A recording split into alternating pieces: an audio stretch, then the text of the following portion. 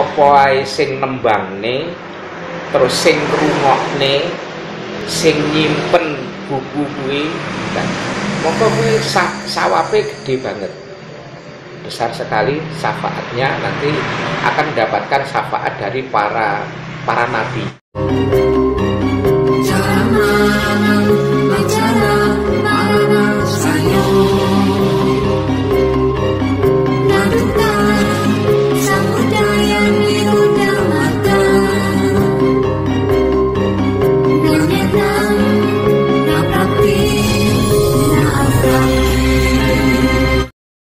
Assalamualaikum warahmatullahi wabarakatuh. Salam Rahayu Sagung Dumadi. Saudara sekalian, malam ini bersama channel Jawi Nyawiji kita hadir menemui tokoh legendaris dari Blitar, Bopo Imam Riyadi MSI, yang dari beliaunya lah yang selama ini di Jawa Timur mempelopori, menghidupkan kembali kesusastraan Jawa khususnya dan kebudayaan Jawa pada umumnya. Betapa pentingnya sastra di dalam kehidupan kebudayaan Jawa. Kita akan wawancara dengan tokoh yang beberapa saat lalu telah menerima anugerah dari Balai Pustaka Jawa dari Jawa Timur. Sugeng Dalu, Bopo Imam Riyadi. Sugeng Dalu. Ini kami dari Jamiah Jawi Nyawiji Tulungagung. Ini mohon berkenan penjelasan jelaskan apa sih pentingnya, filosofi apa yang terkandung di dalam sastra mocopat, khususnya bagi kehidupan bagi si Jawa dan di manusia Nusantara pada umumnya. Gunane basa Jawa, basa Indonesia. Campur. Mocopat itu merupakan salah satu jenis tembang. Tembang Jawa itu kan ada tembang gede, tembang tengahan, tembang mocopat, terus tembang bulanan. Tembang gede itu biasanya untuk berbahasa Jawa kuno. Biasanya tinggi pedalangan, kayak sing leng-leng ramyan ingkang sasongko bener itu tembang gede. Kemudian ada tembang tengahan. Tembang tengahan itu bahasanya juga bahasa Jawa Tengahan. Terus kalau tembang mocopat, ya itu diarani tembang cilik. Tembang tengahan itu kalau tembang pertama tadi bukan tembang gede ya, tembang gede itu tembang tengahan. Terus ada lagi tembang kidung, yang namanya kidung itu menggunakan bahasa Jawa kuno. Jawa kuno ya untuk pedalangan. Terus tembang tengahan atau tembang gede, dan tembang mocopat itu tembang cilik. Terus versi baru lagi ada namanya tembang dolanan. Nah, khusus untuk tembang mocopat, ya, mocopat itu sebuah tembang yang biasanya digunakan media untuk dakwah para sunan, para wali songo itu menyebarkan agama Islam. Di situ kalau kita lihat di buku Amyo itu masing-masing tembang, saben-saben tembang itu enek sing nyiptakne. Jadi Dandang Gulo itu siapa? Itu semuanya wali songo itu yang digunakan sebagai media untuk dakwah. Kalau kita awake dhewe nyinau di layang Amyo itu nanti semuanya akan. Nah, di dalam tembang mocopat itu filosofinya banyak yang memaknai, tapi tidak selalu demikian. Memaknai manusia mulai hidup sampai mati. Di situ urut-urutannya pun ya mulai Mas Kumambang. Mas Kumambang itu manusia masih berada di dalam kandungan, itu artinya masih masih Kumambang Dian itu. Kemudian berikutnya itu yang pertama kali, kemudian Mijil itu lahir, berarti lahir di dunia ini.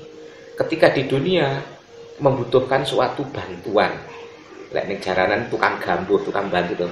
Anak pada masa kelahiran itu butuh dibantu oleh orang tua, dan setelah itu pada masa remaja namanya sinom, tempatnya sinom. pada masa remaja, kemudian nanti sudah memiliki asmoro, kasmaran tuh asmoro, tembangnya Asmoro Dono. Berikutnya setelah mengarungi rumah tangga, merasakan nikmatnya hidup, berarti dandang gulo. Setelah dandang gulo, kemudian seorang itu harus mencari ilmu dan sebagainya untuk hidup di kanten kinanti tembangnya. Nah, kinanti kemudian itu merupakan filsafat yang kalau dihubungkan dengan manusia, kehidupan manusia. Terus kinanti ada lagi nanti tembang berikutnya pangkur. Pangkur itu kalau orang sudah menginjak dewasa, berarti wis mungkur dari dunia. Dunia baru nanti berikutnya kalau orang itu sudah meninggal, baru tembangnya megat roh. Megat artinya kan misah, roh itu nyawa. Megat roh, dan yang terakhir sing pungkasan tembang pucuk, manusia itu di pojok. Ini sebenarnya otak-atik matuk, tapi ya empat. Jadi cocok di otak-atik matuk, tapi ya sesuai. Ning apa yang mesti ngono iku? Itu hanya karena yang namanya sastra itu memiliki nilai yang sangat luar biasa. Sopoi sing maknai, siapapun yang memaknai itu akan bisa disesuaikan dengan perkembangan. Contohnya tembang ilir-ilir itu maknanya kan luar biasa, digunakan untuk periode Indonesia Merdeka, itu juga bisa dimaknai bahwa Sunan Kalijogo atau para wali duluan itu bisa. Nah, Mocopat juga gitu. Urut-urutannya pun saben-saben pujangga itu yo ora padha, enek sing diwiwiti dhisik saka mijil dian. Jadi tergantung, jangan fanatik. Wah, menurut yang gini-gini itu tidak benar. Semuanya betul. Karena Mocopat itu. Lebih-lebih kalau di Ambyo yang selama ini sing saiki neng saben-saben daerah lain Kabupaten Blitar. Khususnya pelopori Blitar. Ya, Blitar itu punjernya ada di mana ini? Selopuro. Di Selopuro, neng Pronjo. Pak Kiai Mas Hadi awalnya itu akhirnya berkembang. Nah, di dalam khususnya ini sing khusus Ambyo ya, yang kaitannya dengan kita sebagai orang Islam. Dalam layang Ambyo itu yang notabene itu karya dari Yosodipuro. Di situ isinya itu merupakan merupakan kitab bertulis berhuruf Jawa, tapi sumbernya dari Al-Quran. Sumbernya saka Al-Quran, ditulis gunakake tembang. Jadi menggunakan bahasa yang indah berangkat dalam tembang, sejarah para nabi-nabi, sejarah kehidupan manusia, tuntunan, itu sangat luar biasa kalau dia. Terus disebutkan di situ pada bait pertama tembang Asmoro Dono itu kalau kita ya maknanya kasiate atau sawape di tembang manfaate Ambyo itu sapa ae sing nembangne, terus sing ngrungokne, sing nyimpen buku kuwi, mongko kuwi sawape gede banget, besar sekali syafaatnya, nanti akan mendapatkan syafaat dari para nabi. Jadi itu betul dari Al-Quran. Di situ sejarahnya, bagaimana asal mulaan itu semua sumbernya dari Al-Quran. Cerita ada 100 cerita di situ. Kalau di seperti di radio itu saya jelentrehkan, saya kupas dari mulai tembang ini maknanya apa itu. Dan yang Kabupaten Blitar itu sudah paguyuban Mocopat itu banyak sekali. Paguyuban saya itu Mudi Utomo. Mulai ini setelah pandemi ini kita mengadakan rutinan. Biasanya kan tanggapan kok, tapi begitu masa pandemi wis enek tanggapan, jarang tanggapan. Digunakne wong Bayen. Jadi wong Bayen itu jagungannya ya gunakne Ambyo itu. Mocopat dengan Ambyo kita. Ternyata sangat luar biasa. itu diawali sebelum pandemi pernah ya anaknya itu menjadi anak yang baik, yang anu. Bukti ini yaitu sudah terbukti. Karena di situ kita harus yakin di dalam Mocopat lagi Sunan Kalijogo ini kebetulan kalau kita melihat buku Kidung Montrowedo ya. Kidung Montrowedo itu merupakan doa juga dikarang dalam bentuk tembang Mocopat. Loh, kena apa Sunan Kalijogo kok ngarang gunakne tembang Mocopat? Wong iku isine donga tulak balak. Asline ya basa Arab, ning dijawakan. Ana kidung rumeksa wengi tebuh ayu lan sak teruse itu banyak sekali kalau kita ulas sewengi satu kitab tidak cukup. Iya, tidak cukup. Ya misalnya kita ingin satu episode khusus membahas Kidung Montrowedo itu, nah di radio saya kupas itu makna, padahal hanya 5 bait gitu ya. Montrowedo itu bedanya dengan Sari Rahayu apa hanya istilah saja yang beda? Iya, hanya istilah. Ya Kidung Sari Rahayu itu isinya ya Montrowedo gitu. Kidung rumeksa ing wengi itu. Kidung rumeksa ing wengi. Nah, apa sebabnya Sunan Kalijogo gawe itu? Karena gini, berdasarkan pada saat itu umatnya Sunan Kalijogo itu kaneng tanah Jawa lek ndonga nggunakne basa Arab ki ora ngerti, ora paham. Jamaahnya enggak paham bahasa Arab. Paham. Saiki kan doa itu supaya bisa terkabul itu kalau kita yang berdoa itu nyambung. Ibaratnya radio itu enek-enek. Jadi antena itu bisa nyambung dengan Tuhan. Lah lek saiki basane ora ngerti. Njaluk terus basane ora ngerti sing dijaluk apa. Lah sing arepe maringi, sing arepe menehi ora ya apa ya akhirnya digunakne itu dalam bentuk tembang Mocopat. Makna dari tembang Mocopat itu beraneka macam, digunakan berbagai kebutuhan bisa. Jadi untuk kalangan, nah ini yang dikembangkan di Kabupaten Blitar. Ini ada sebuah paradigma baru untuk peringatan pengetan 40 hari. Terus 100 hari orang meninggal, 1000 hari orang meninggal itu menggunakan Mocopat. Jadi kayak saya juga membuat naskah yang nanti digunakan untuk 40 hari. Jadi diisi doa-doa di situ terus menerangkan dengan ternyata banyak diterima oleh kalangan.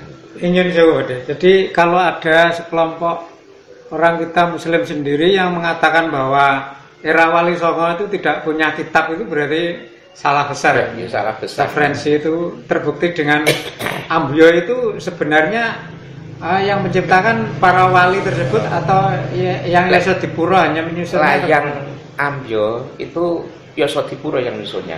Yang menyusun Yasodipuro, tapi yang menciptakan situ, tembang itu semua Wali Songo era terakhir itu ya? Iya. Termasuk Kanjeng Kok tidak punya kitab? Wong layang Ambyo itu sumbernya dari Al-Quran. Hanya saja neng kono dikarang gunakne basa sing endah sing iso ditampa karo masyarakat Jawa sesuai konteks kebudayaan Jawa pada saat itu ya. Jadi disesuaikan dengan kebutuhan, dengan kondisi masyarakat saat itu. Sehingga lek ada salah besar lah. Kadang kala wong-wong ki wong Islam sing Islamnya dangkal. Jane ya dhek wis merasa Islam. Ngebong dupa iku jarene sirik, nggawa keris sirik kadang-kadang. Lah saiki kena apa pokoknya enek wong Jawa kok nyekulit keris nggawa anu lha kuwi sirik lho anu. Lah terus saiki apa nih? Kok zaman maju saiki ngene. Awake dhewe nyanti mesti nggawa HP terus nggawa anu. Lho kena apa kok ora disirikne? Lho wadahe. Terus untuk mengalihkan pemahaman seperti itu pribadi, artinya supaya tidak terjadi kesalahpahaman ya teman. Ya untuk menyadarkan mereka itu ya ini dengan jalan dalil-dalil akli itu. Ya kayak ngene iki mang, lho nyapa lho lek wong anu kok di anu sirik lek anu iki. Apa dikira anu itu? Ya memang benar dalam keris itu ya. Yang ndak boleh itu lek awake dhewe percaya lek kita minta bantuan keris kita anu. Yang tidak boleh kan itu Mintanya tetap sama Allah. Pada Allah tetap kalau itu. Tapi kan keris itu merupakan dulu senjata warisan leluhur yang harus kita jaga. Dan UNESCO pun sudah mengaku itu produk leluhur asli Nusantara. Iya, itu sudah kok. Malah orang-orang yang itu ternyata pemahamannya sangat sempit. Karena apa ngawek dhewe lha ya saiki wong metu mesti nggawa laptop, nggawa HP, nggawa alat apapun. Kena apa kok enggak disirikne. Itu kan padha ae wong Jawa metu nggawa keris lho gamanku dhisik. Dan saya lupa untuk penyadaran masyarakat kita kembali, khususnya Jawa di seluruh Nusantara dan ada di belahan dunia yang lain, itu pola atau sistem pendidikan yang disebut pendidikan karakter budi pekerti itu tadi, selain lewat paguyuban mungkin di lembaga-lembaga pendidikan formal, apa sudah menurut penjenengan itu sudah cukup itu dilakukan oleh para pihak gitu? Yang jelas pendidikan formal sekarang ini sudah dimulai ini nampaknya. Tapi yang dulu-dulu itu pendidikan yang sistem pendidikan di Indonesia itu banyak yang salah. Kebijakannya salah. Salah ya. Salahnya apa? Sekolah yang bermutu, sekolah yang baik, murid yang baik itu dikira pada saat itu hanya anak-anak yang nilainya danemnya tinggi. Iya kan? Di suatu sekolah, wah itu lulusan danemnya dhuwur berarti mutunya bagus. Tidak dilihat bagaimana karakternya. Mekur yang diutamakan tuh kebijakan pemerintah yang terdahulu itu intelektual saja. Padahal kesuksesan seseorang itu hanya 20% ditentukan kecerdasan intelektual. Sedangkan yang 80% itu emosional spiritual. Artinya orang yang pinter dalam intelektual itu belum tentu sukses. Ya, tapi setelah saya mengadakan penelitian, ternyata orang-orang yang sukses itu, ya, saya penelitian, hanya intelektual itu hanya sekian persen aja, hanya 7%, 7% sing biyen itu mesti mungkin orang yang pinter, tapi selebihnya itu karena akhlaknya, karena budi pekerti, karena perilakunya. Sehingga saat ini Mas Menteri ini akan merubah paradigma itu, mengadakan transformasi pendidikan melalui pendidikan karakter untuk membentuk profil pelajar Pancasila. Paling tidak sudah dimulai secara struktural ya. Sudah mulai ini ya. Jadi pada saat pandemi ini saya termasuk salah satu pendamping nanti guru penggerak. Mas Nadiem Makarim itu membentuk guru penggerak, sekolah penggerak yang memerdekakan anak, memerdekakan pelajar. Gimana penjelasannya dimaknai memerdekakan pelajar itu? Artinya gini, selama ini sistem pendidikan di Indonesia itu kan banyak tertinggal dengan bangsa lain, itu salah satunya meninggalkan ajaran Ki Hajar Dewantara. Ini akan dimunculkan lagi konsep kurikulum yang kurikulum yang sekarang Ki Hajar Dewantara itu justru lebih pas gitu ya. Sekarang ini dimunculkan lagi. Jadi dengan merdeka belajar artinya gini. Kayak dulu anak-anak kan dipaksa dari Sabang sampai Merauke diberikan kurikulum dari pusat, gelem ora gelem ya kudu nyinau kuwi. Pokok ngono kuwi. Pokoke wis pelajaran iki yo kudu seneng, kuduan. Akhirnya anak-anak wis terpaku. Hanya pinter hafalan gitu. Pinter hafalan tok, tapi saya basa Jawa. Enggak saya gitu. Yang saya utamakan pendidikan karakter. Makanya sekarang itu ujian nasional dihapus. Enggak ada. Yang akan ditampilkan nanti transformasi pendidikan, bahwa siswa itu transformasi pendidikan itu siswa akan difungsikan bukan sebagai gelas kosong yang harus diisi oleh guru. Jadi guru itu ibaratnya seperti petani, kayak wong tani ya, bercocok tanam itu, lah murid itu dianggap sebagai sawahnya, tanaman itu, tanaman, contohnya padi. Ya. Seorang petani itu supaya padi nanti bisa tumbuh baik, ya, itu harus dipupuk, dipelihara, diopeni, diwatun, itu biar menjadi. Dan seorang petani itu tidak boleh ini padi itu kudu dadi jagung. Ya tetap nanti tetap padi. Sama dengan guru, murid itu adalah siswa itu adalah memiliki kodrat yang berbeda-beda. Jangan sampai dipaksa untuk ngikuti kodrat lain. Kodrat lain tidak boleh itu. Makanya itu yang namanya memerdekakan. Ini yang ke depan ini yang sudah itu dalam dekade ini Mas Menteri Nadiem Makarim itu sudah mengemburkan salah satunya berani menghapus ujian nasional. Terus pendidikan karakter melalui budaya-budaya ini saya tekankan, termasuk saya ini salah satu ya instruktur untuk fasilitator pendidikan bahasa Jawa di Jawa Timur. Saya kembangkan itu terus biar nanti tidak salah arah, itu anak sesuai dengan kodratnya.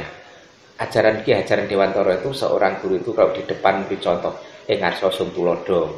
Terus kalau di depan harus beri contoh ing madya mangun karso, di tengah-tengah itu membangkitkan semangat, motivasi sehingga anak itu bisa itu dari belakang memberi dorongan. Itu yang akan diterapkan sehingga praktek-praktek baik dalam pendidikan nanti akan termasuk festival dolanan anak itu akan dihidupkan lagi.